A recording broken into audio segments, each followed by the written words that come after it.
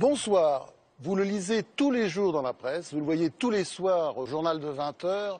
L'industrie française est en train de disparaître. Alors je sais, certains disent c'est inéluctable, d'autres prétendent que ça n'est pas très important. Eh bien non. Un pays sans industrie est un pays sans avenir, c'est-à-dire un pays mort. Colère.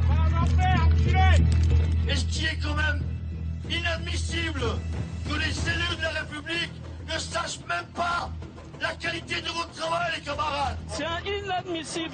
Dans un pays comme la France, on est en train de se battre pour l'emploi, pour l'industrie française, qui emploie vos enfants aussi. 41 ans d'ancienneté.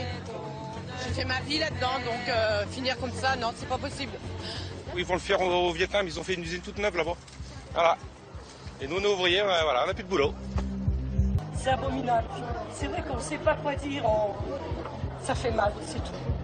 J'ai une question, moi. Que vont faire nos gosses demain? J'espère qu'on va m'y répondre rapidement. Voilà, c'est tout ce que je souhaite. C'est qu'on réponde à ça. Que vont faire mes gosses demain? Ouais. La disparition des usines de notre territoire est souvent vécue comme une fatalité. Car depuis des décennies, l'image de l'industrie s'est dégradée. L'industrie n'est pas tout à fait chez elle en France. L'industrie a toujours besoin de prouver qu'elle est utile, ce qui n'est pas le cas ailleurs. Donc c'est un phénomène, vous voyez, de culture très longue. Et pourtant, l'industrie est indissociable de la science et du progrès. Et pourtant, l'industrie génère des emplois. Les grands groupes font travailler des centaines de sous-traitants dans les services. Call center, informatique, maintenance, restauration. Un emploi créé dans l'industrie, c'est 2 à 3 emplois créés chez les sous-traitants. Et pourtant, c'est bien l'industrie qui permettra de dépolluer, de produire de nouvelles énergies, d'améliorer notre qualité de vie. L'industrie est une activité d'avenir. L'industrie est une activité qui porte les emplois d'aujourd'hui, mais qui surtout porte les emplois de demain. Un pays sans industrie, c'est un pays qui ne prépare plus l'avenir. C'est un pays qui ne passe plus de la recherche fondamentale à la recherche appliquée, qui n'exploite plus les brevets de ses chercheurs, qui ne s'interroge plus sur les besoins du monde. Un pays sans industrie, c'est un pays qui laisse la finance prendre les rênes de l'économie. C'est un pays où les choix ne se font plus en fonction d'investissements à long terme, mais en fonction des dividendes des actionnaires, en fonction de la rentabilité à court terme et en fonction de la cupidité. Est-ce bien de ce monde-là dont nous voulons pour le monde d'après? Bonsoir, Louis Gallois, c'est avec vous que nous allons commencer cette émission, Julia Cagé, notre experte économique, et moi.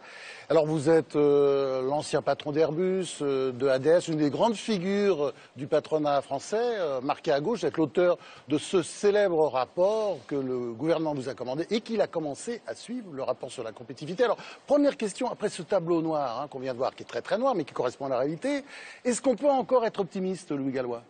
Je pense que le reportage qui vient d'être présenté est un reportage qui montre une part de la réalité. Les drames industriels que vous évoquez, que nous voyons tous les jours dans la presse, cette part de la réalité, il faut l'affronter.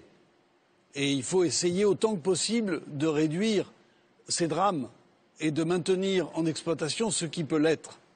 Mais je crois aussi qu'il y a un autre pan qu'il ne faut pas oublier. C'est celui de l'industrie qui est en train de naître dans notre pays. Nous sommes un des pays où il y a le plus de création d'entreprises.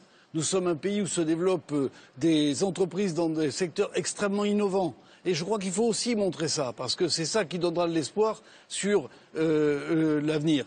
Vous avez raison, la part de l'industrie en France est insuffisante. Elle ne cesse de baisser alors qu'elle progresse dans d'autres pays comme l'Allemagne, la Suède, les Pays-Bas, le nord de l'Italie, pas toute l'Italie bien sûr, mais dans le nord de l'Italie. Est-ce que les autres sont plus intelligents que nous? Vous avez raison. Ou on est juste plus bêtes? Non. Je pense que nous ne mobilisons pas toutes les richesses de notre pays pour assurer la compétitivité de notre industrie. La France est un pays riche. Les Français épargnent 17% de leurs revenus. Nous avons un effort de recherche qui nous situe dans les 5 plus grandes nations de scientifiques du monde. tout cela, ce n'est pas assez orienté vers l'industrie, ce n'est pas assez mis au service de la compétitivité industrielle. Ça fait du bien d'entendre ça, Ouais. Louis Gallois. Alors vous, le grand patron qui avait dirigé une multinationale considérable, hein, Airbus, ADS, etc., vous pensez que c'est la mondialisation qui est la cause de tout cela, comme le pensent certains Je ne Français? pense pas que la mondialisation explique tout. Je ne dis pas que la mondialisation n'est pas des effets qu'il faut essayer de maîtriser. Parce que quand une entreprise disparaît dans un de nos territoires, c'est tout un tissu qui disparaît autour. Mais je crois que la mondialisation est inéluctable et que donc on ne va pas revenir là-dessus. Ce qu'il faut, c'est maîtriser. Ça ne cette sert à rien de mondialisation. fermer les frontières? Je ne pense pas qu'on va fermer les frontières. J'ai proposé ce que j'appelle l'ouverture équitable. Ça veut dire l'ouverture, mais sans être naïf, en termes de propriété intellectuelle, pas se faire voler les brevets. En termes de marché public, ne pas ouvrir nos marchés publics si les marchés publics de notre concurrents sont fermés. En termes de normes de sécurité, normes sanitaires, respect des conventions de l'OIT, de l'Organisation internationale du travail pour le travail des enfants, etc. Pour tout cela, je pense qu'il faut plus de fermeté, il faut la réciprocité. Julia Cagé, notre experte économique, va vous présenter un film d'animation que nous avons préparé sur la compétitivité qui, dites-vous, dans votre célèbre rapport, régresse et la tendance semble même s'accélérer. Julia. Toute la question est de savoir qu'est-ce que c'est que la compétitivité. La compétitivité d'une entreprise, c'est sa capacité à lutter contre la concurrence. Le facteur principal, c'est le prix. Il faut que l'entreprise fabrique des produits moins chers que les autres. Pour augmenter sa compétitivité, elle peut donc jouer sur plusieurs paramètres. Elle peut baisser le coût du travail, c'est-à-dire réduire le salaire des travailleurs ou du patron. Elle peut améliorer sa productivité, c'est-à-dire améliorer l'efficacité de ses travailleurs, les rendre plus compétents, mieux organisés. Ou encore améliorer ses moyens de production, par exemple utiliser des machines plus rapides. Elle peut enfin baisser le coût du capital, c'est-à-dire réduire les bénéfices prévus pour les actionnaires. Il existe encore beaucoup d'autres paramètres sur lesquels l'entreprise ne peut pas beaucoup jouer. Le coût fiscal, c'est-à-dire les impôts et les charges à payer. Le coût de l'énergie pour faire tourner les machines. Le coût du transport pour acheminer les matières premières ou exporter les produits fabriqués. En cas de vente à l'étranger, il peut aussi y avoir des droits de douane et le coût du taux de change. Au bout du compte, moins un produit est cher, plus il devrait être compétitif. Mais on peut aussi améliorer sa compétitivité sans baisser les prix. Dans ce cas, il faut faire un produit différent des autres. Il faut alors qu'il soit de meilleure qualité, ou plus performant que ses concurrents, ou qu'il soit original, ou qu'il réponde à un nouveau besoin. C'est ce qu'on appelle la compétitivité hors prix. Des produits pas chers, ou des produits différents, ce sont les deux pistes principales qui permettent à une entreprise d'améliorer sa compétitivité. Alors, Monsieur Gallois, est-ce que vous êtes d'accord avec cette définition de la compétitivité? J'ai trouvé votre présentation extrêmement didactique, je suis d'accord. Je pense néanmoins que lorsqu'on réfléchit au niveau d'un pays, on peut agir sur certains facteurs, par exemple le coût de l'énergie. On peut agir sur le coût de l'énergie en s'approvisionnant là où c'est le moins cher. On peut aussi agir sur le coût de la fiscalité ou le coût des charges sociales. Ce sont des coûts sur lesquels on peut agir. Et il y a un troisième élément, je pense que le dialogue social doit être un élément très actif qui permet de contrebalancer la force des actionnaires. Il y a une chose dont il faut être persuadé, dont je suis persuadé. L'entreprise n'appartient pas à ses actionnaires. C'est le capital de l'entreprise qui appartient à ses actionnaires. Personne ne possède une collectivité humaine. Donc il faut que toutes les parties... Vous parlez comme un Allemand.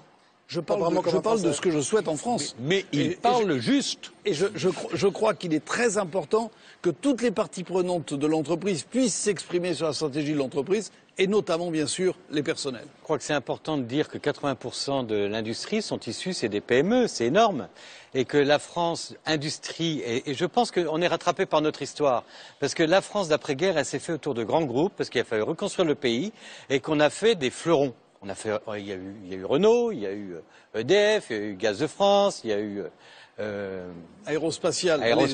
Enfin, on a fait des fleurons et on n'arrive pas à se sortir de cette culture de dire, eh ben, on a des politiques de soutien des grands groupes et on oublie complètement ce qui fait la vitalité de l'emploi, qui est les petites et moyennes entreprises et qui sont souvent donneurs d'ordre ou fournisseurs des grandes entreprises, et y compris ce qui compensera le gain de productivité, j'ai envie de dire, c'est qu'il faut arrêter de revoir l'industrie comme on le voyait dans les années 50, essentiellement sous l'angle de la production. L'industrie et les services, ça va de pair. Aujourd'hui, il y a du Vélib, il y a du Lotolib, il y a du service usager. Donc, industrie et services, c'est une vision globale qu'il faudrait. Est-ce que nos dirigeants politiques ont encore vraiment une marge de manœuvre? Je crois que l'État a tout son rôle à partir du moment où il se met dans la peau d'un État stratège qui donne de la visibilité, qui crée un pacte de confiance, qui fixe des cadres de développement économique, social pour son pays, et qui n'est pas forcément un État gestionnaire d'entreprise, parce que je ne pense pas que ce soit les mieux placés pour gérer les entreprises. Ça, c'est le premier point. Mais j'ai envie de dire, y compris avec 80% de PME, il faut réussir la décentralisation. Il faut un État stratège fort et une cohérence État, région, bassins locaux qui vont dans le même sens. Et moi, je trouve que en ce moment, la politique qui a été lancée sous l'angle transition énergétique, transition écologique, replaçons l'industrie et la compétitivité de la France demain dans le développement durable. Mais ça, c'est un projet pour les nouvelles générations, ce qu'on a vu dans votre film. Mais qu'est-ce qu'on va dire à nos enfants? Eh bien, on va leur dire, là, le bout de la route, là, l'horizon qu'il faut atteindre.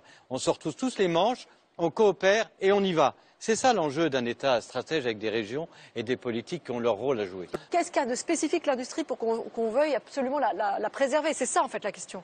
Et je crois que les arguments sont bons, c'est-à-dire qu'il y a un effet d'entraînement de l'industrie. Que n'a pas. L'industrie entraîne les services, alors que les services n'entraînent pas l'industrie, si vous voulez. Hein, c'est asymétrique. Et donc même des pays comme le Royaume-Uni, qui ont très tôt voulu se concentrer sur les services, sont un peu revenus sur cette question. J'ai une question, moi. Que vont faire nos gosses demain? J'espère qu'on va m'y répondre rapidement. Voilà, c'est tout ce que je souhaite. Qu'on réponde à ça. Que vont faire mes gosses demain?